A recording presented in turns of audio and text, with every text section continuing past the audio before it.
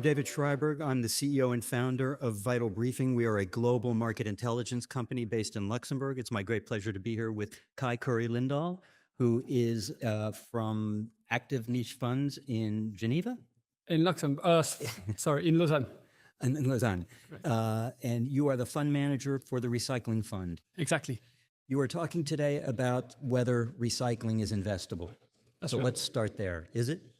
Very much so, very much so. Thankfully, I run a recycling fund, so. How large is the fund? The fund is 40 million. Why is it investable? Why is it investable? Well, very simply speaking, today we have a global physical waste problem, and that's not going to stop tomorrow. Actually, over the next 25 years, we're going to produce globally about 80% more waste. But even if we didn't, just today, we have a physical waste problem. And with that waste, you have four things you can do. You can burn it, it's a cost. You can put it in landfills, which is a cost. You can not even collect it, right? Uncontrolled pollution, which is a cost to society. And then you can recycle it. That's really the only solution that makes financial sense, right? And so when you have a massive worldwide problem like you have today with physical waste, and you have one solution that makes financial sense, it automatically becomes investable. What's happened in terms of the trend in investing in recycling over the last decade, 2 decades? It's growing tremendously. It was not really on people's radar in the past, and so there was not a lot of innovation or activity in the space. But that has changed a lot. I would say the next 15 years are going to be completely different than the last 15. Why? Just because of the urgency. So as I said, you have the physical waste problem is the only financial solution that makes sense. On top of that, if you think about climate change, making any product out of recycled material consumes significantly less energy than making the exact same product out of virgin material. So it really solves, not solves, but it helps two of the biggest issues we have today. So because of that, there's governments are pushing for more recycling, but at the same time, once you have that, you have companies and research that are happening in the space because you want to increase the percentage of material being recycled. Where's most of the research happening, and what part of the world or parts of the world do you find the most fruitful research happening? As always, it's still in the West. Yeah, that's where most of the money goes, and so that's where most of the innovation happens. In the US and Europe, or more Europe? No, both. Both? Both. Has it diminished at all in the US as a result of the political situation over the last year? No, it really, that's the interesting thing about recycling. It's kind of on its own. It doesn't really move with sentiments on any green or sustainable kind of trends, or really, it doesn't.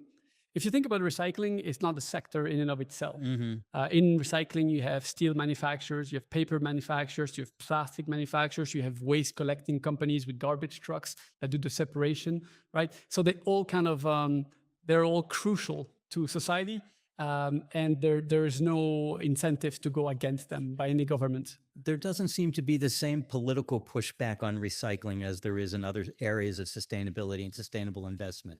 That's right. Why?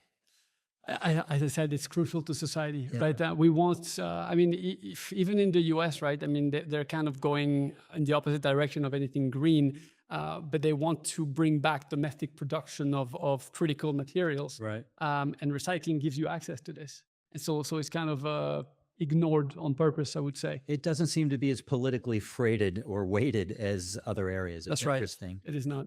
So what kind of companies are you investing in from the fund? We invest first, so the whole value chain goes from collection of waste. Those are companies like Waste Management or Republic Services that will collect your waste and then do the separation. Once it's separated, they then sell off the different materials to a company that can transform it.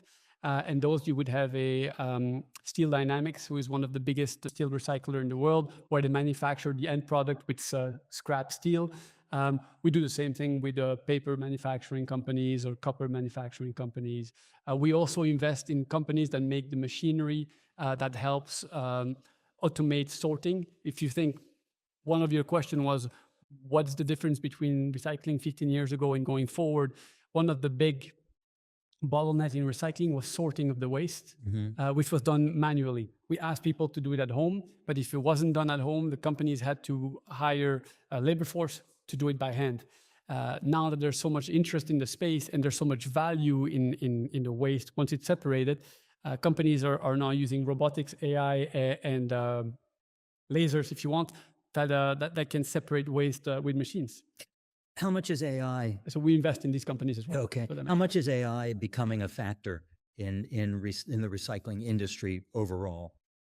It increases the optimization of industrial companies. So in that way, that increases margins. And again, some companies that makes the machines that helps to separate waste are not possible because of AI, but it's not, the industry is not being disrupted by AI. It's not one of those kind of situations that's happening in a lot of places right now. What are you seeing on the regulatory front? Only tailwind. Only tailwind. Every different geographies is doing it differently. But in the end, there is every single, I mean, whether it's Europe or the US or Asia, they're all pushing for more recycling. So what are the biggest obstacles right now, do you think, to the industry overall? Oh, it's just increasing the capacity.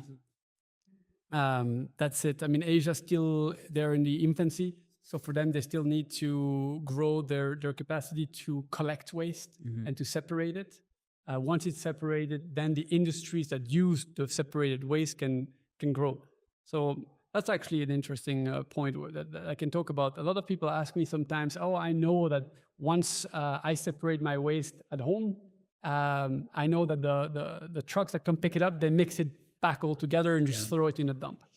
And that's actually, it's an interesting thing, is that you need to start with that.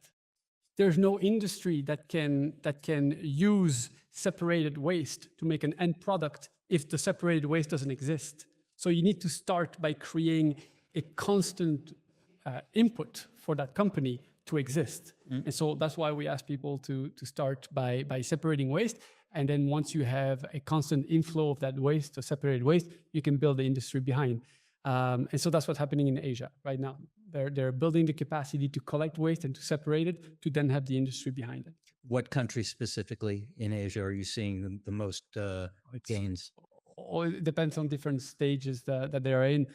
China, for example, doubled their waste to energy capacity over the last 10 years. And so far, they can't keep up with their waste production. When we say we have a crisis, a worldwide crisis in waste production, physical waste, China 15 years ago were buying waste from the West because they had spare capacity. They had to ban that, double their treatment capacity, and they had to export because they can't keep up. Wow. And really, there's a strong correlation between a GDP of a country and the amount of waste they produce.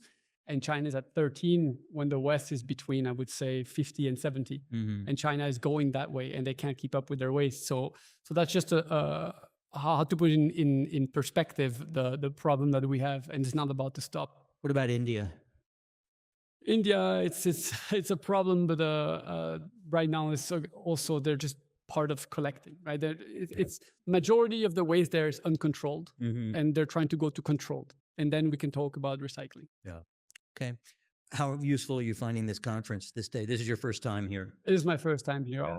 Our company was here last year, right, talking about the solar fund that we had. No, I find it very interesting panelists, very informative, and to be able to bounce ideas with other experts is always great. You come back next year?